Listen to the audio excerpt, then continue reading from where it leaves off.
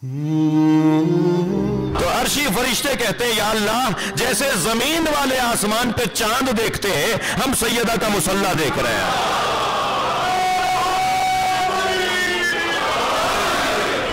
कि वही नाजिल होने से 3 साल पहले पैगंबर जहां से गुजरते थे हर जर्रा कहता था सलाम अलैका या रसूल अल्लाह।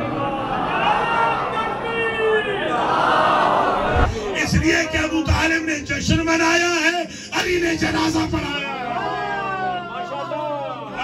किसी को यूं नहीं कहा ये अबू तालिब ने भतीजा नहीं पाला था, वो नुमाइंदे परवरदिगार पाला था। इसलिए परवरदिगार कह रहे तूने हमारे लिए पाला है, हम तेरा एहसान मुस्तफा को बतलाएंगे। मगर जब हमारा पैगंबर मेराज की बुलंदियों पर जा रहा था तो पैगंबर नहीं कह रहे थे बंदे खुदा जा रहा है, खुद खुदा आवाज दे रहा है, सुबहान अल्लज़ी अस्रा बिअब्दे। क्या नबी ओ नबी फी बत्न उम्मिही, नबी नबी होता है अगरचे वो अपनी माँ के शिकम में ही क्यों ना हो। और जिस पैगंबर से क़यामत तक नस्ल पैगंबर दीन मुक़द्दस की बका के लिए खून दे दे, उसको न चुने।